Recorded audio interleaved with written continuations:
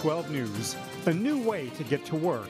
We hop aboard the West Metro's first suburb-to-suburb express bus route, plus a car dealer's delight. How low gas prices are fueling vehicle sales. But first, the changing face of a city. We see that as the strength of our community. We have a lot of diversity. A new report on diversity reveals a youthful look to Brooklyn Park. 12 News starts right now. Hello and thanks for joining us. A new report reveals an interesting look at the future of Brooklyn Park. The report shows the city continues to grow in population and in diversity. What's more, the city is getting younger. 12 News reporter Eric Nelson has more. Yeah. Brooklyn Park is a good place to be, yes, indeed. Youthful, growing, and global. Those are three ways to describe Brooklyn Park these days. Brooklyn Park, I believe, compared to many other cities, is a good place for immigrants. According to a new report by the Northwest Hennepin Human Services Council, 42% of births in Brooklyn Park between 2003 and 2013 were by foreign-born moms. We see that as the strength of our community. We have a lot of diversity. Some of these moms juggle many roles to acclimate their kids to the U.S. When we are looking at these women, not only they are taking care of the household, but also they're looking at paving the way for these children, these American-born children, to have a better life. Brooklyn Park's growth spike will continue too. The city is forecasted to have a population of 89,000 by the year 2030. That's an increase of 11,000 since Y2K.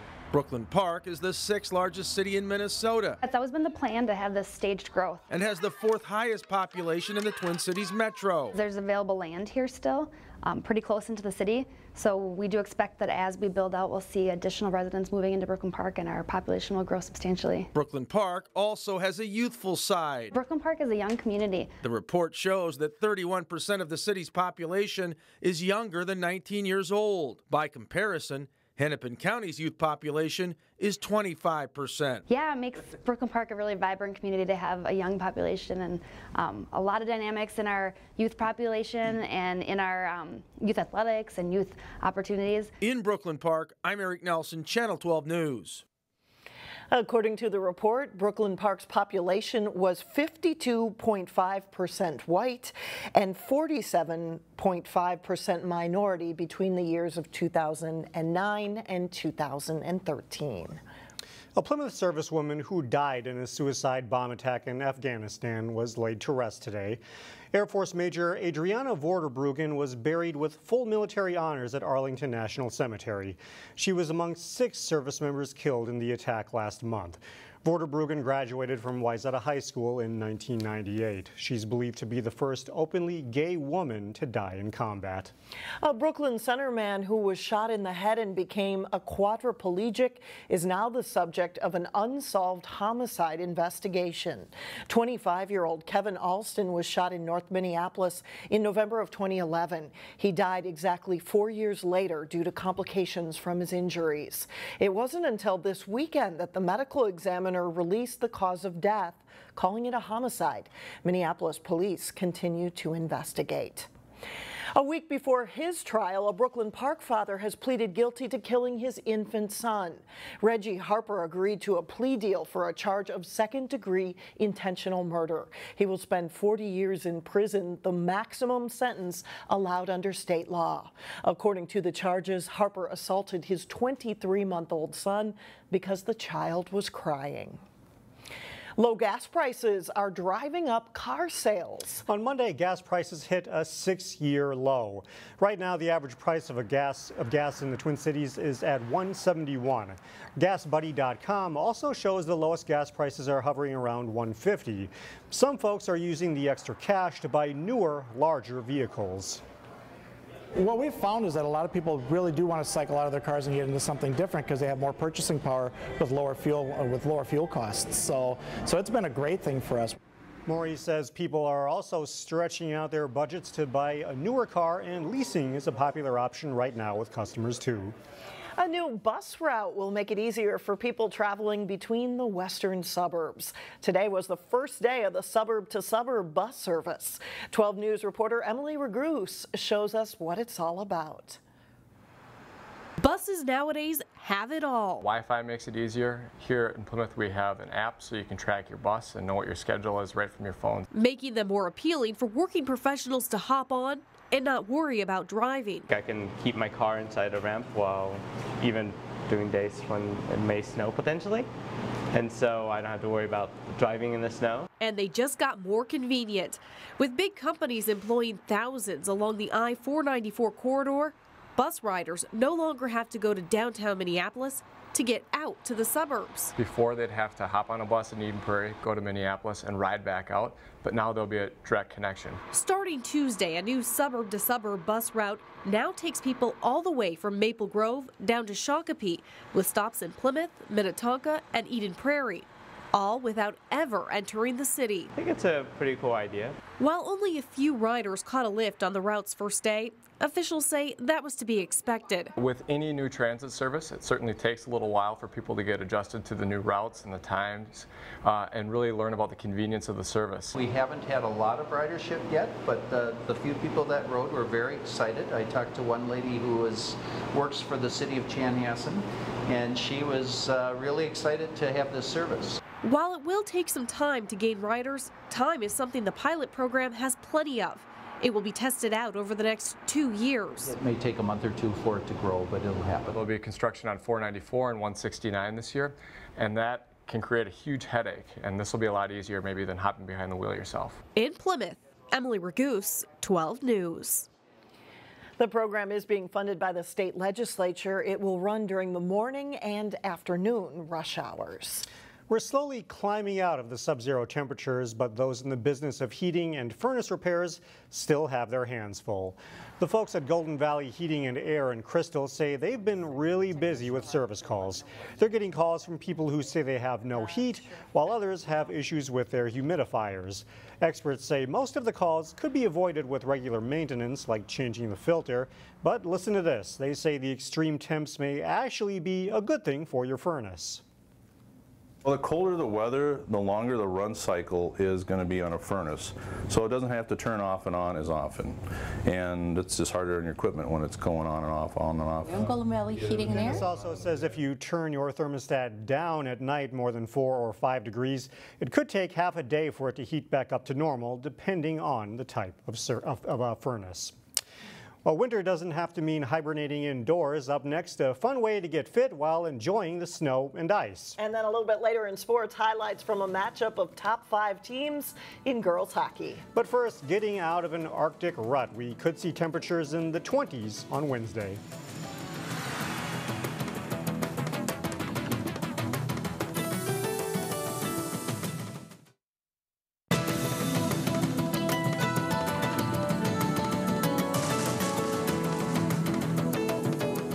A Golden Valley health insurance company is now fully owned by one of the state's largest operators of hospitals and clinics.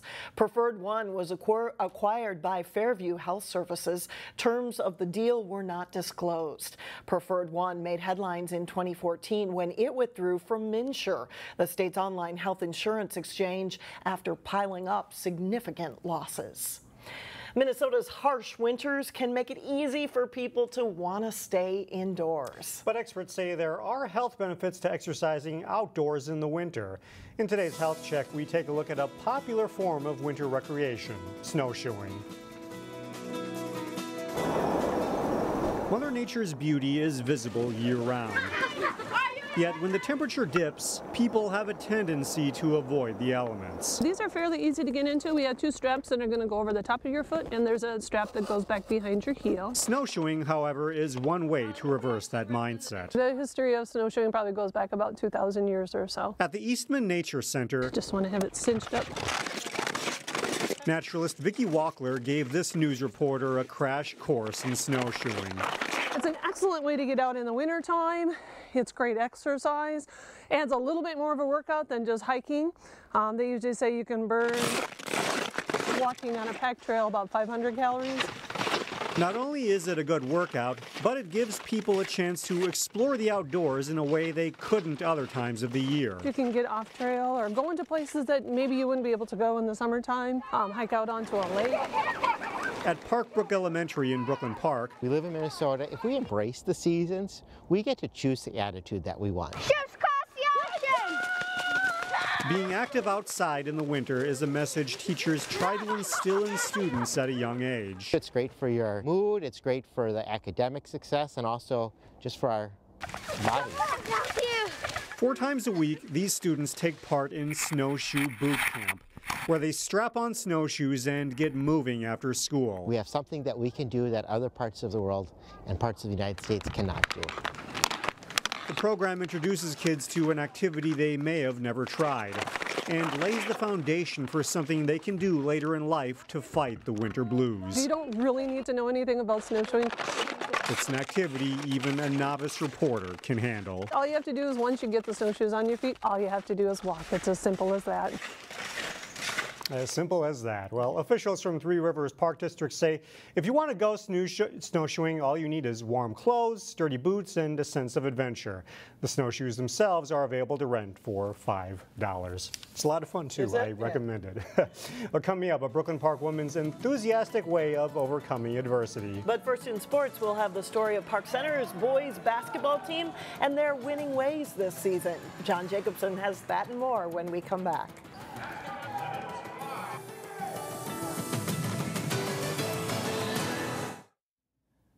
Welcome back. John's here now with sports. That's right, hard to believe, but we're already talking about the regular season winding down for prep girls. And girls hockey, yeah. You know, the first ones get started, but there'll be playoff time very soon for them. The regular season in girls hockey is over at the end of next week. The 4th-ranked Maple Grove girls are getting tested in their non-conference games this winter.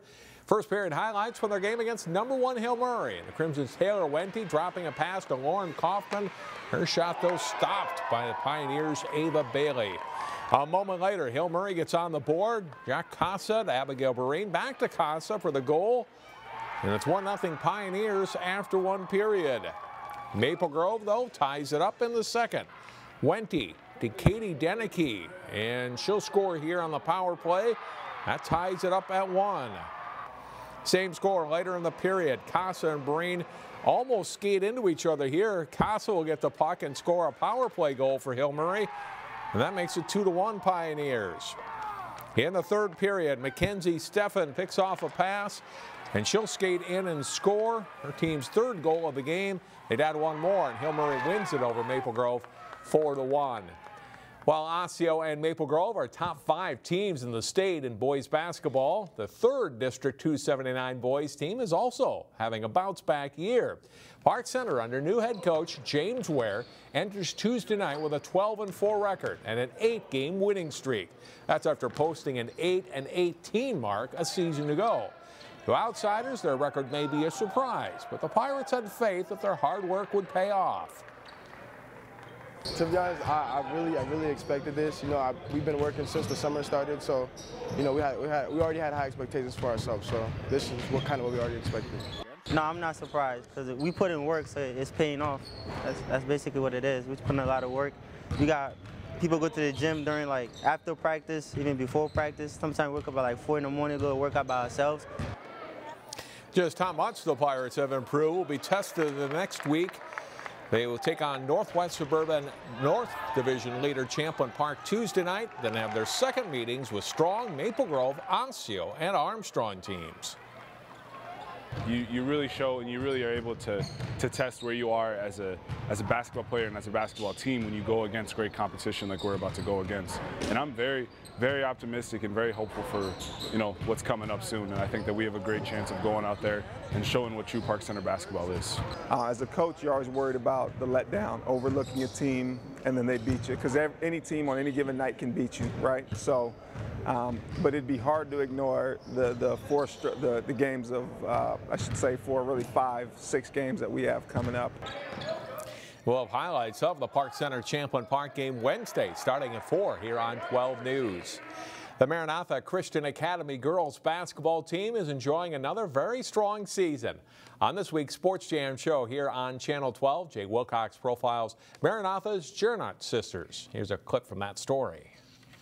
Elena is averaging over 20 points per game and also leads the state in assists.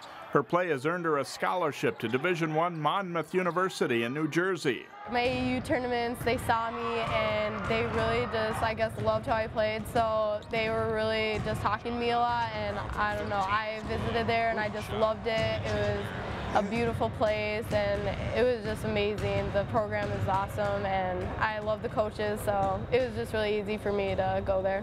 As a sophomore with size and skill, Jacqueline's likely to be a D1 player too. Her sister's experience with the recruiting game should help. I've seen like what she went through in like colleges, like calling her and like getting her letters, so that can help. You can watch the rest of the Jarnot story and more this week on Sports Jam. It's on through Wednesday at 3:30, 6:30, and 9:30 p.m.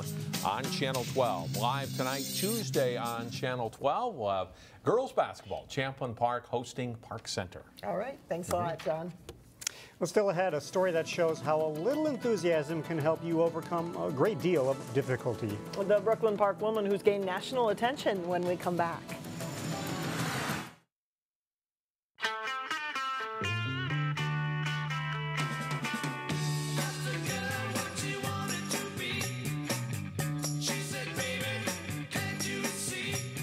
And finally, a Park Center graduate is gaining national attention for her enthusiastic spirit in the face of incredible adversity. That's right. Listen to this. There is a feature article in People.com on 20-year-old Olivia Maccoux of Brooklyn Park. Now a college sophomore at Augsburg in Minneapolis, Olivia has endured 120 brain surgeries in her life to treat a condition called hydrocephalus. Through it all, Olivia has found an outlet through sports, participating in soccer, swimming, and hockey through the Adapted Athletics program. Olivia, who has also been featured right here on Channel 12, is now pursuing a communications degree with the hopes of someday working in the healthcare industry. You remember doing stories with her family, and neat to have this kind of national spotlight for them. Cool. That does it for us. Thanks so much for joining us. And we'll see you tomorrow.